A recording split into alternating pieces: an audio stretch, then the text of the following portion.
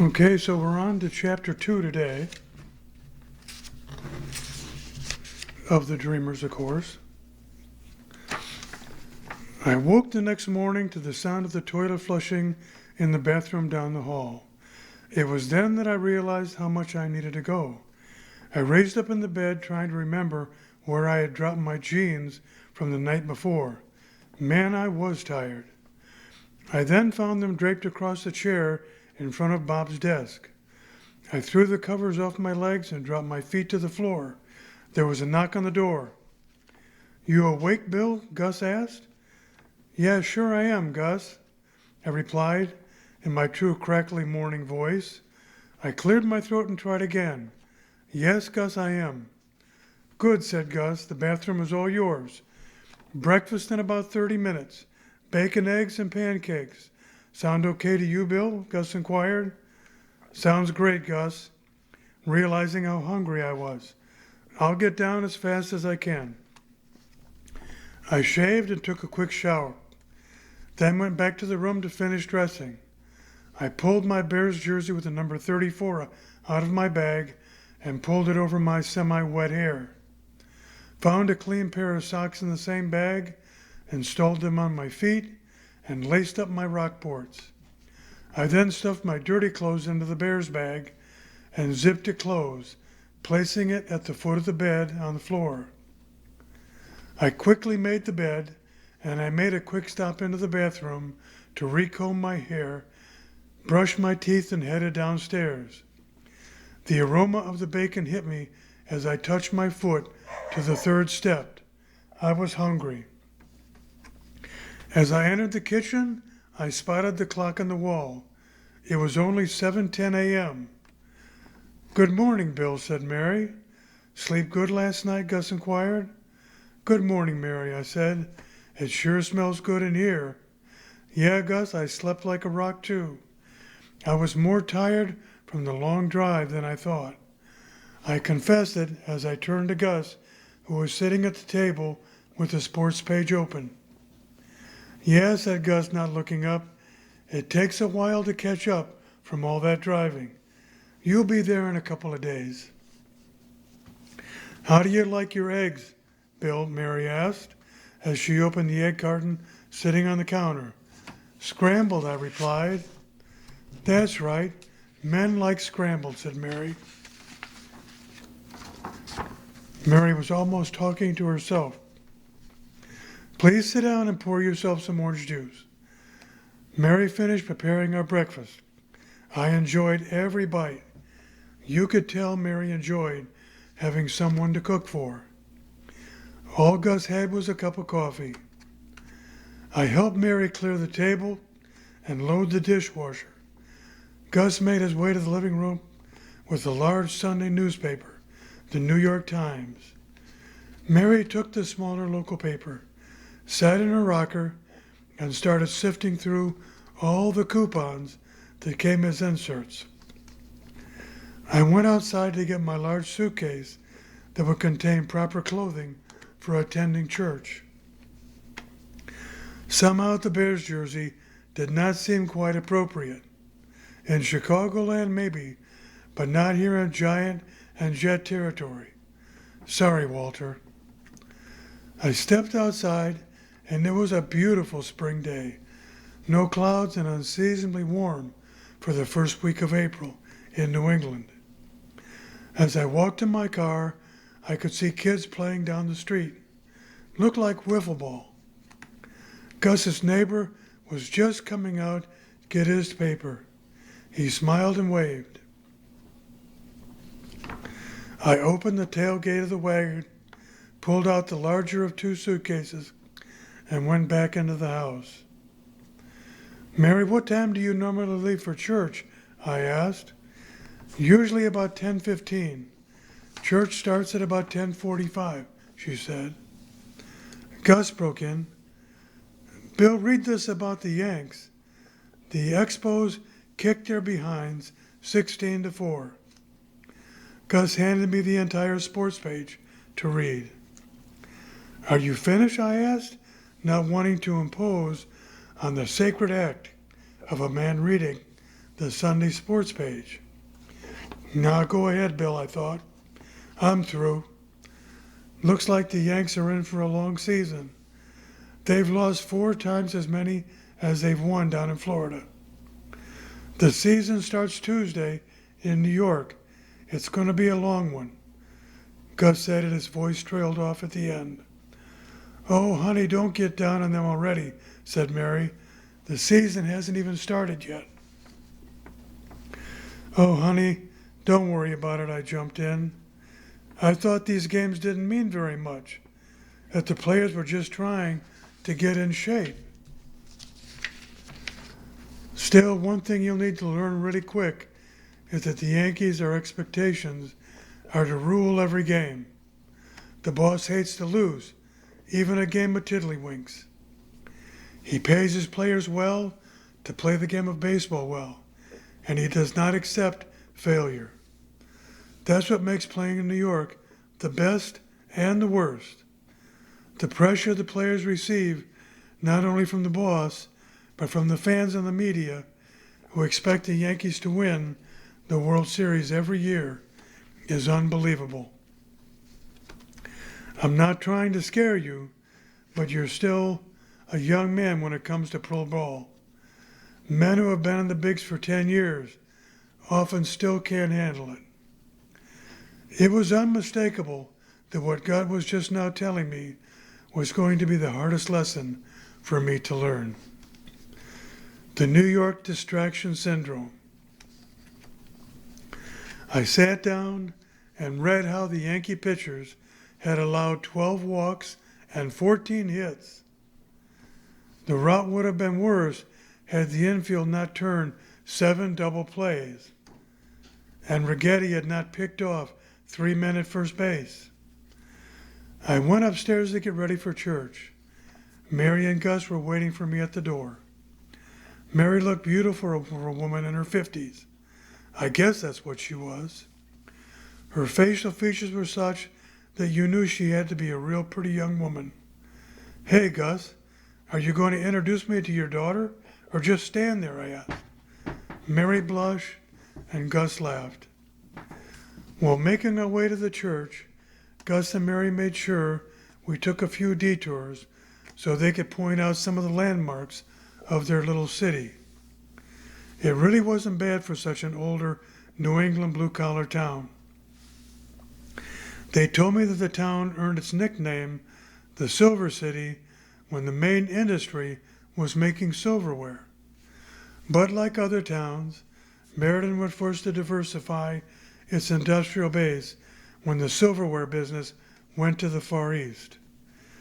The town was in the middle of a mini renaissance, with the issue of downtown redevelopment a big political hot potato. It would happen, but not without a little grief along the way. Gus went on to say that the moving of the Yankees Class A AA franchise here was a big step in proving to the citizens and to the potential new industry considering a move into the area that this was the place to be in Connecticut. A town of hard-working men and women trying to push their town to new heights. The ballpark that was built in 1986 had a cost to taxpayers of $12 million. No small amount of money, considering the average per capita income was in town was about $24,000 in '86. The stadium was built without a bond issue, too.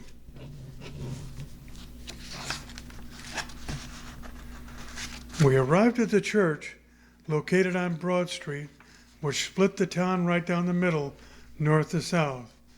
It was a beautiful, typical New England church. Large pillars stretched across the front of the building, reaching nearly 30 feet into the air. The steeple seemed to reach endlessly into the clouds that looked like giant cotton balls flowing slowly through the sky. Out front was the standard church welcome sign, informing you to arrival of the Second Baptist Church. Gus pulled in front of the building, stopped and told Mary and me to wait out front while he parked the car in the rear. Mary introduced me to a number of the Lawlers' friends, proudly informing me who I was and that I was their house guest. Then I saw her again. Gloria was coming up the sidewalk in front of a newer single-story building that probably was some sort of fellowship hall or Sunday school classroom, or both. Walking just ahead of Gloria was an older woman in a long, heavy winter coat. She looked very old. Probably Gloria's grandmother, I thought. Gloria saw me standing with Mary Lawler, and I thought I saw what might have been a little smile come across her face. Mary spoke up.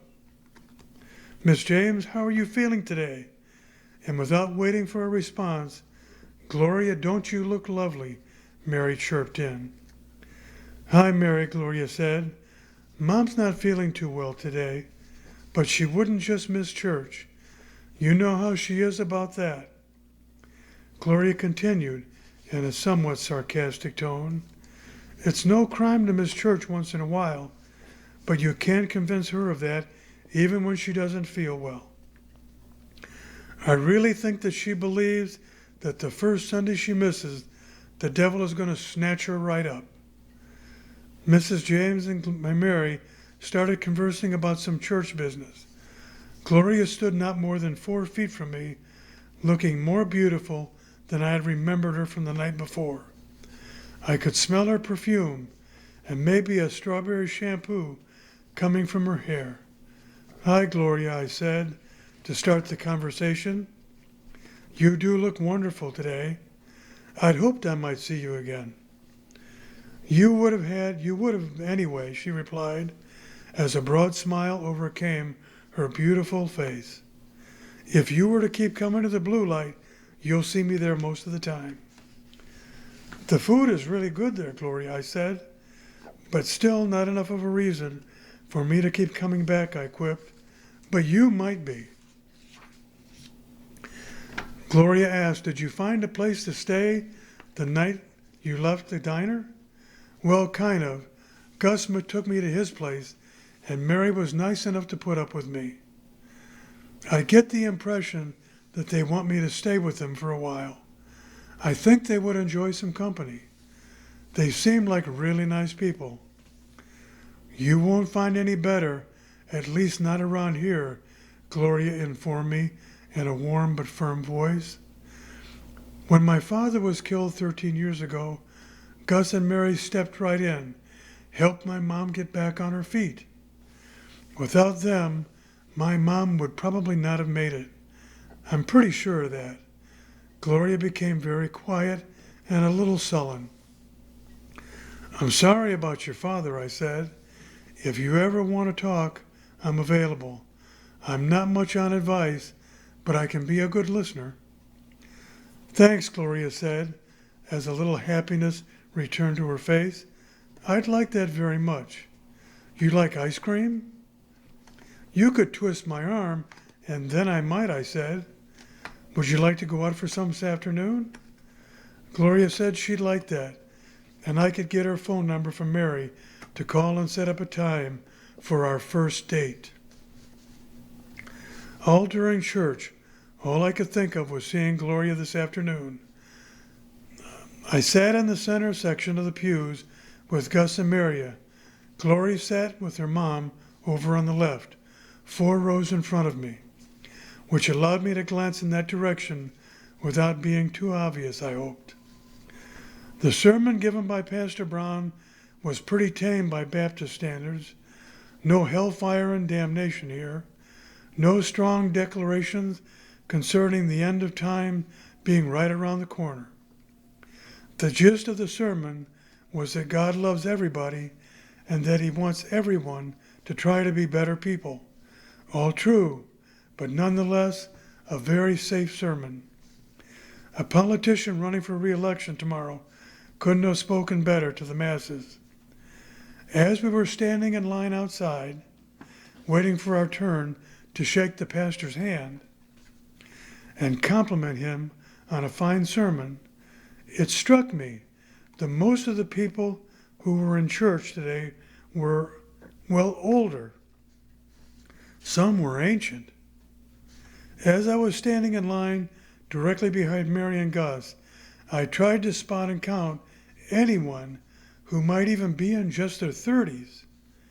I could do it on both hands with fingers left over, and that explained the sermon. How can you tell these old people, some of them knocking on death's door, that they might not be going to heaven?